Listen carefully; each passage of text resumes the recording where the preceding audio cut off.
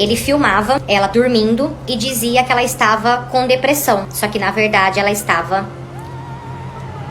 Eu vou compartilhar a situação assim mais bizarra que já aconteceu comigo em toda a minha vida. Já tem um tempo que isso aconteceu, então por conta disso, hoje eu consigo falar assim mais fácil, né, mais abertamente sobre esse assunto, mas foi muito difícil para eu me curar desse trauma. Eu trabalho em um mercado já tem 11 anos. Até que um certo dia entrou uma outra moça para trabalhar no caixa comigo também. E como o mercado não era um mercado assim tão grande, no caixa só trabalhava eu e ela. E foi aí que nós acabamos pegando assim uma amizade incrível. Ela era uma menina muito jovem, na verdade, mais jovem que eu. Só que ela era tão assim, ela era tão querida, ela tinha uma luz tão grande.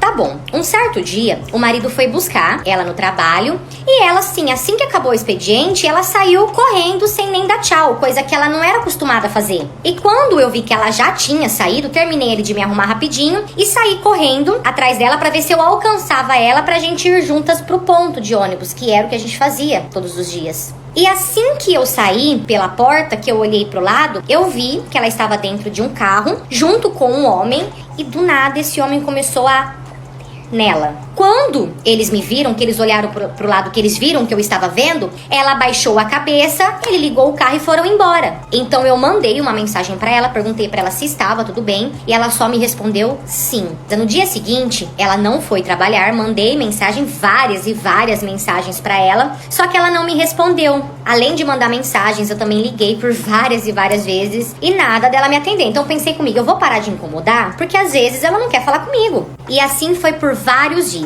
Nada de ir trabalhar, nada de responder. E detalhe, ela não ia trabalhar, só que ela também não dava satisfação. Isso que era estranho. Foi quando o meu gerente começou a ficar preocupado com o que estava acontecendo e perguntou se eu poderia ir até a casa dela pra ver se estava tudo bem. E eu fui. Só que eu cheguei, chamei, bati palma, quase que eu pulei o portão, mas ninguém saiu, ninguém me atendeu. Até que um outro dia, de tanto eu encher o saco, de tanto eu ligar, porque eu comecei a ligar sem parar, o marido dela me atendeu e disse que ela não poderia atender porque ela estava dormindo e que ela tinha novamente caído na depressão. Perguntei pra ele se eu poderia visitar ela, né, pra ver se ela estava realmente bem.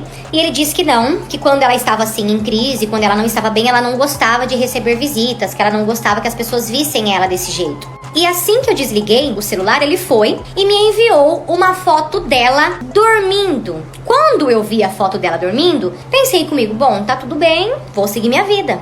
Depois desse dia, todo dia de manhã, eu mandava uma mensagem pra ela com um versículo bíblico, uma imagem de bom dia, todo dia eu mandava. E foi aí que ela começou a me responder novamente. Começamos a conversar todo dia, só que toda vez que eu perguntava pra ela quando ela ia voltar pro trabalho, porque eu falava pra ela, olha, vai dar abandono, desse jeito não dá. Ela nunca me respondia, ela sempre dava um jeito de mudar de assunto e não respondia. Até que um dia, eu fui contar pra ela uma fofoca de uma cliente ali do mercado e ela teve uma reação estranha. Quando eu comecei a contar pra ela a fofoca dessa cliente, ela perguntou pra mim de quem eu estava falando porque ela não conhecia nenhuma cliente com esse nome. E, gente, era impossível, porque essa cliente era uma cliente marcada no mercado, porque ela era tão chata. Toda vez que ela ia no mercado, não tinha como. Toda hora, tipo assim, quando ela saía do mercado, todo mundo dali comentava sobre ela, principalmente eu e essa minha amiga. E ela continuou dizendo que ela não lembrava. Foi quando eu senti algo dentro de mim, uma sensação estranha. Eu senti que tinha coisa errada. Então eu comecei a orar pedindo direção pra Deus, né? Eu não sabia o que fazer. Um belo dia, eu fui trabalhar e assim que eu entrei no ônibus, uma mulher desconhecida, eu nunca tinha visto aquela mulher, veio falar comigo. Aquela mulher chegou em mim e disse assim: tem uma pessoa precisando da sua ajuda, você sabe quem é essa pessoa e essa pessoa não está viva. Olha, gente, chego me arrepio toda vez. Ela falou e desceu do ônibus, foi embora. E quando eu ouvi ela dizendo aquilo, gente, eu gelei. O meu corpo, ele congelou, porque na hora me veio na mente a minha amiga, essa minha amiga. Então, o que eu fiz? A hora que eu desci do ônibus, eu liguei pra essa minha amiga pra chamar ela pra jantar comigo na minha casa. Mas óbvio que ninguém atendeu. Então eu fui, mandei uma mensagem pra ela, falei: oi, amiga, tudo bem? Eu vou fazer uma jantinha em casa hoje, eu queria muito que você fosse pra gente poder conversar, bater um papo. E eu não vou aceitar um não como resposta. Foi então que o marido dela me respondeu com um vídeo.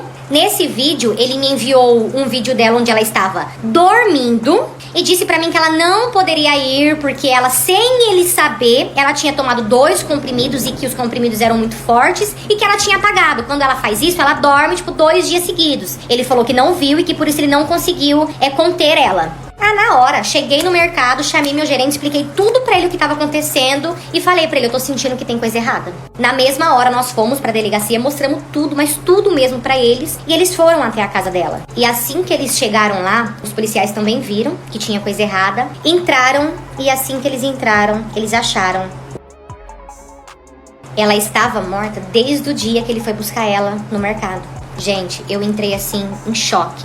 Na época, eu me culpei por não ter descoberto antes. Eu fiquei me culpando demais. Eu fiquei de cama por vários e vários dias porque eu peguei essa culpa pra mim. Passei por muito tempo com a psicóloga pra eu poder entender, absorver, entender que a culpa não era minha. E era difícil você tentar não pensar no assunto, porque na cidade não tinha outro assunto. Na cidade vizinha, onde você ia numa loja, era esse assunto, você ia no mercado, era esse assunto, você ia no açougue, era esse assunto. Gente, foi assim, foi muito triste. Muito triste porque ela era uma menina de luz.